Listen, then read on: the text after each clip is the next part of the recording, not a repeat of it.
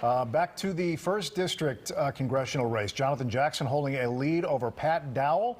Bobby Rush, as we have been telling you, is retiring now after 15 terms in office. WGN's Gaynor Hall is live in the district at the Jackson campaign headquarters. Hello, Gaynor.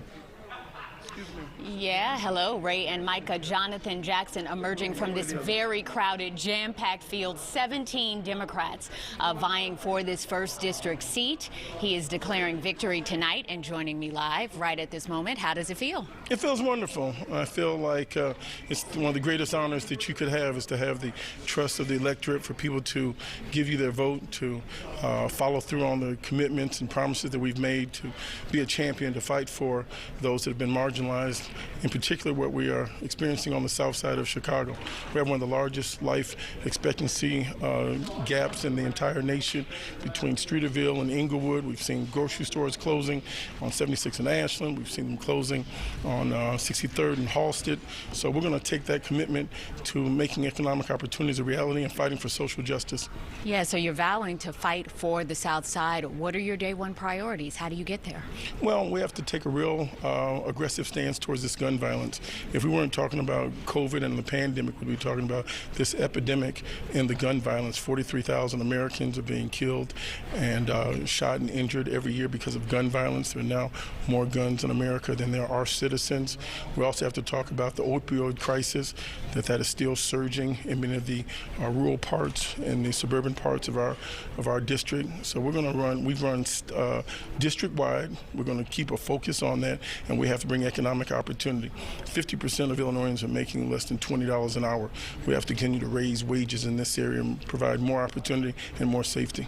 Wondering about your experience growing up as the son of civil rights leader Jesse Jackson, the brother of a former congressman. How will that inform your approach in this role? I'm honored that my mother and father have invested so heavily in our education and our culture and our upbringing and our commitment to social justice. And so over a period of time, it gets in the fabric that you know you measure life by helping others, that you have to have a commitment bigger than yourself. In the words of Muhammad Ali, you know, service is the rent that we pay to stay on earth.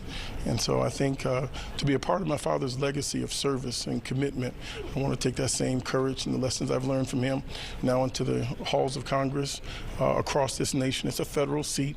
We want to weigh in on issues that are affecting the African American community. This district is 54% African American.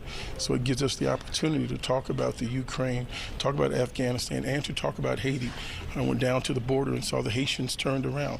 We want to weigh in to make sure that all people are being welcomed into our country. And I know you have already declared victory tonight, but I want to break a little bit of news here. WGN TV is officially calling this race for you.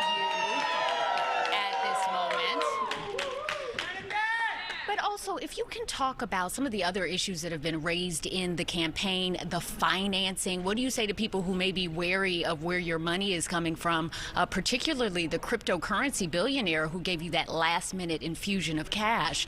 Are you beholden to him? We have followed the Federal Election Commission guidelines, and we've run a campaign on integrity and abided by all the laws.